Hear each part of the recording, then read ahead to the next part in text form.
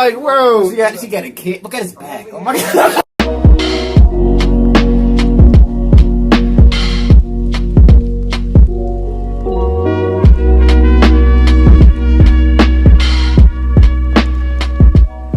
Hey, what's up, y'all? Welcome back to another reaction. Today we're going to be reacting to how would the United States fight a nuclear war? When did this come out? June 27, 2022. Okay. I don't know. I would have to say when it comes to modern U.S. nuclear capability, we have a lot of single tip, one-time high void nuclear weapons, as opposed to like Russia or China, who have like multi-tip nuclear style weapons or ICBMs that can go up into the stratosphere and break off into 12 different ports. I mean, who knows what the United States is necessarily working on, but I mean, a lot of our nuclear infrastructure is specifically based around nuclear weapons are a bit dated. We kind of rely more on our conventional weapons and military to be able to sustain other countries around the world. Our financial holding a lot of resources around the world. I mean, the fact that a lot of people got to trade through a certain system, and then the system always comes back to the dollar. It's just like, yeah, you don't really need to necessarily worry about your nukes at the topmost pedigree if you have all these other things that people have to like chip away at if they don't want to just hit the nuclear button and like just destroy everything. But yeah, I think it would. I know we have like specific like radar systems that were installed around when the Soviets and the United States are really getting at it in the 60s, 70s, and 90s. Like when things between those two countries is like really getting crazy. I'm pretty sure they have like anti-air type missiles, but there's only so much you can do to an ICBM. These are supersonic missiles that are flying through the stratosphere, re-entering the Earth's atmosphere. I mean, it's just this. It's not very easy to hit a target like that. And a lot of times with these newer nuclear weapons, that they have dummy rounds that break off on the initial. Like when I was talking about how Russia or China may have these nuclear tip ICBMs that can break off into 12 different warheads. That's like 14, that's like maybe 30, 40 kilotons each. Some of those warheads are dummy warheads to, to basically confuse like the enemy tracking systems and stop them from necessarily destroying all the nuclear warheads that come off of the ICBM. I don't know, I'm not gonna get too deep into it. I'm gonna let this guy explain it. I kind of find this stuff interesting, so depending on how good this video does, it will determine whether or not we continue to react to stuff like this. When I say this, leave a comment if you enjoy seeing someone react to some stuff like this. Let me know, man, because I'm interested in this kind of stuff and I like to keep reacting to it. But yeah, hit that like button, subscribe, and share. Road to 10K. I really appreciate all you come back to the channel, and I'll hop right in. It's been over 80 years since a major conflict has broken out in Europe. The result has left many with a deep sense of uncertainty. Nearly 70% of Americans surveyed by the American Psychological Association fear that we are at the beginning stages of World War III. The prospect of nuclear conflict, once unthinkable, is now a very real possibility. Today we're going to explore the unthinkable. How would the United States respond during a nuclear conflict? What's America's nuclear war plan? How many nuclear weapons are readily available to the president? Where are they? What are their targets? How many missiles would be launched? How many casualties could we expect after American bombs reach their destinations? What would the war look like going forward? And most importantly, could the United States win a global nuclear war? You see that right there? How they was breaking off in multiple ICBMs?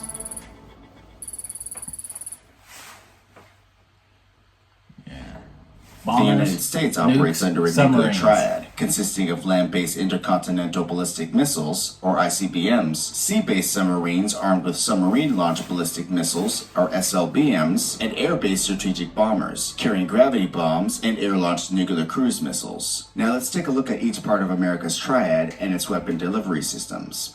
The first and most well-known part of America's nuclear triad is its land-based intercontinental ballistic missiles, or ICBMs. The U.S. has 400 LGM-30 Minuteman III ICBMs that are launched via silos.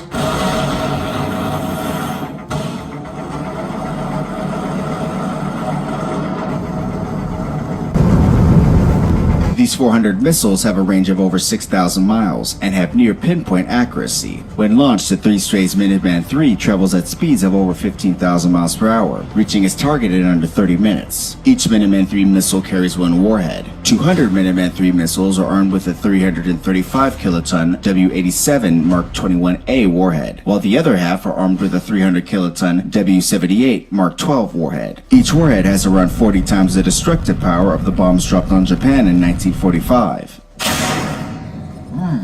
America's Minuteman III silos are based in 3 rural areas: the 90th Missile Wing at F.E. Warren Air Base in Colorado, Nebraska, and Wyoming, the 91st Missile Wing at Minot Air Force Base in North Dakota, and the 341st Missile Wing at Maelstrom Air Force Base in Montana. Each wing has 3 squadrons, and each squadron has 50 Minuteman III silos. They're collectively controlled by 5 hardened underground control launch centers, each operated with 2 military officers around the clock at all times. As with all things, there are advantages and disadvantages of the silo-based Minuteman III. Its primary advantage is that these 400 missiles make the most responsive leg of the nuclear triad. America's land-based ICBM force has remained on continuous around-the-clock 24/7 alert since 1959. They can be quickly launched in less than 5 minutes. America's silo-based ICBMs offer a strategic advantage as well. Due to their remote launch capability, an effective nuclear attack against America's Minuteman III silos will require at least 400 warheads, or 1 bomb aimed at each silo, forcing the enemy to use and deplete a considerable amount of their nuclear arsenal. But this strategic advantage also highlights the Minuteman III's disadvantages. America's land-based Minuteman IIIs are inherently vulnerable, as their location is commonly known, and therefore silos can and will be easily targeted. As a result, in the event of a large-scale attack, the president would be put in a sticky situation. He or she would have to either use these 400 missiles or lose them, forcing a large-scale retaliatory attack in response to perceived incoming warheads targeting American silos. With enemy missiles already in flight, the leader of the free world would only have 15 minutes to decide.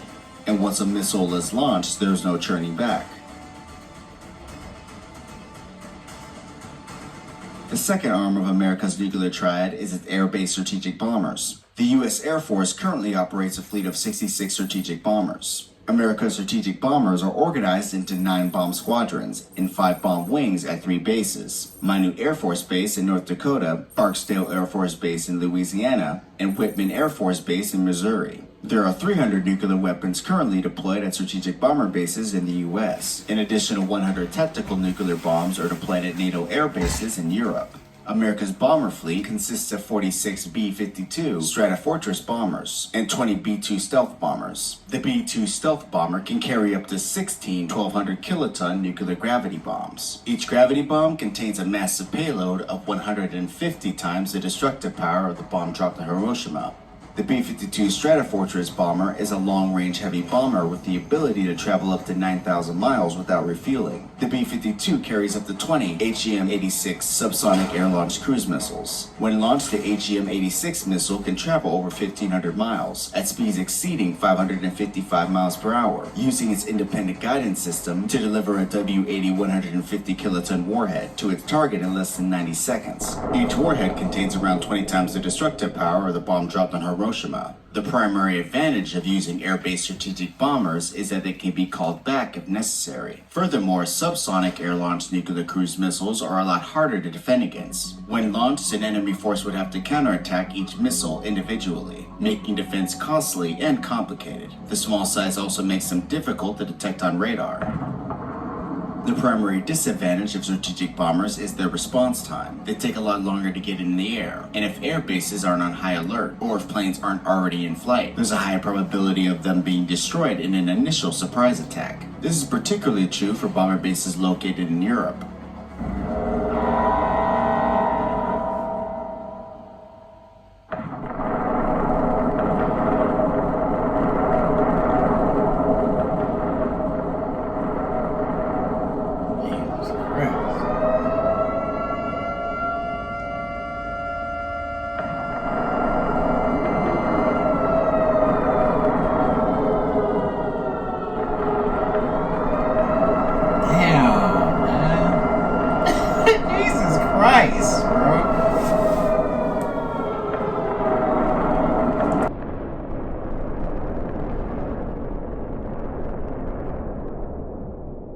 First off, I just want to say, Whoever did the animation for this video, it was the guy who's narrating as well. Incredible. I love videos like these where you have the maps and just, and like the 3D rendering of like there's different nuclear weapons and the nuclear forces that we have.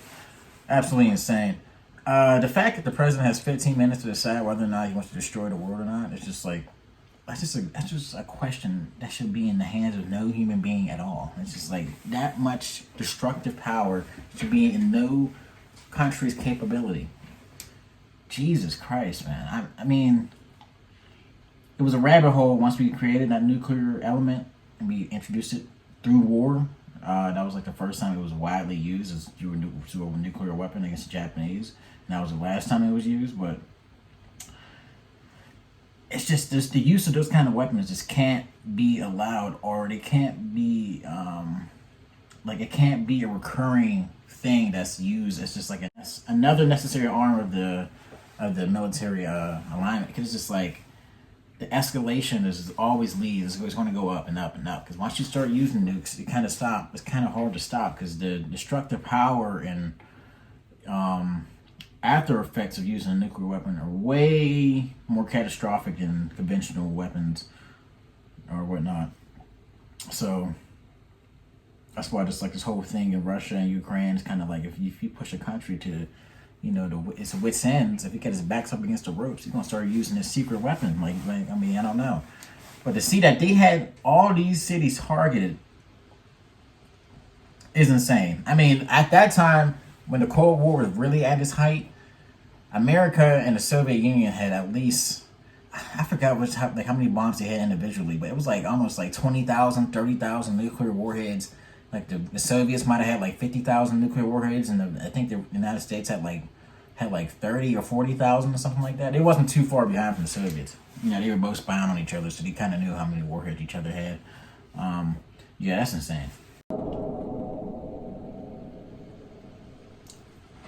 The last and most important part of America's nuclear triad are its nuclear-powered ballistic missile submarines. The U.S. Navy operates a fleet of 14 Ohio-class ballistic missile submarines. Each submarine carries 20 Trident II submarine-launched ballistic missiles. The Trident II SLBM is the most destructive weapon in America's nuclear arsenal. Each missile is armed with either 4 or 5 475 kiloton W-88 warheads. In theory, each sub can launch its entire 20-missile payload virtually undetected in under 7 minutes.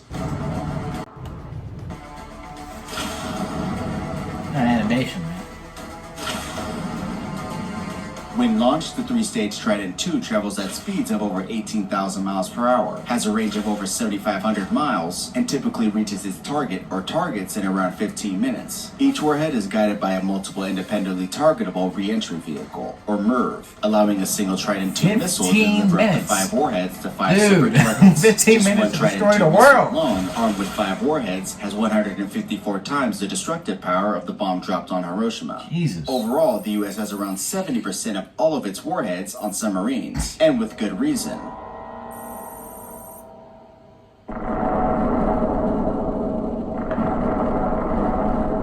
There are numerous advantages of the ballistic missile submarine. For starters, they make up the most survivable leg of the nuclear triad. Ballistic missile submarines are virtually undetectable at sea. Their stealth design makes finding one an almost impossible task, giving pause to potential adversaries. With at least 10 submarines on constant patrol at all times, ballistic missile submarines assure that the U.S. can strike at any time, anywhere, even after a surprise attack. With each sub carrying an average of 100 warheads each, they have enough firepower to make just one submarine the 6th most powerful nuclear power in the world. In terms of disadvantages, there simply are none.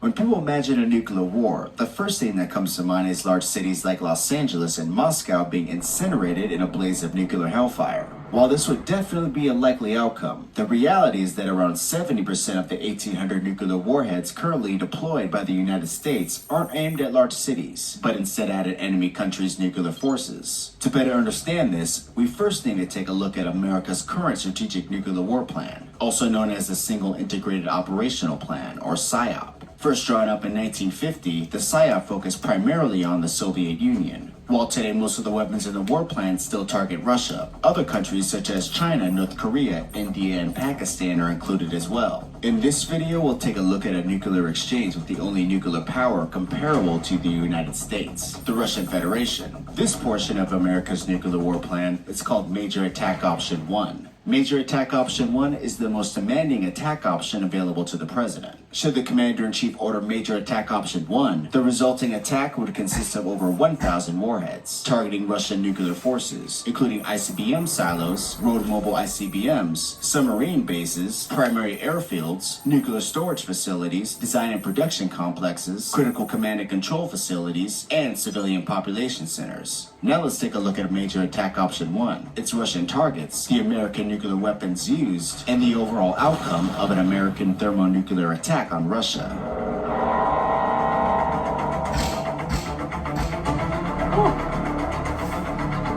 Insane. Absolutely insane. 15 minutes is all it's going to take to absolutely decimate the planet. The whole world, humanity, everything that we have come to, gone in less than 30 minutes.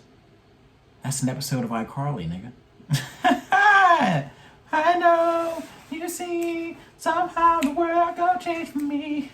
Oh, it's gonna change, baby. They start using nuclear weapons. I'm telling you that right now. Goddamn. How the hell would you use nuclear weapons? I don't know, man. I don't know.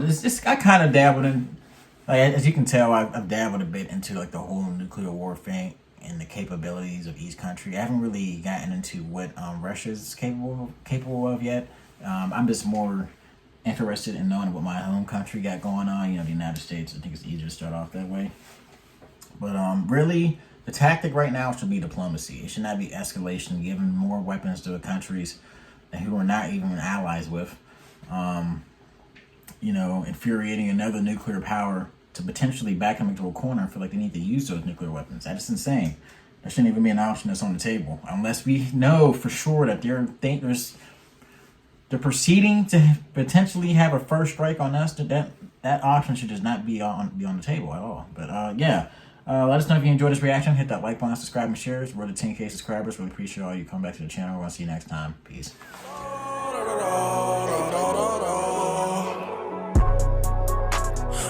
da.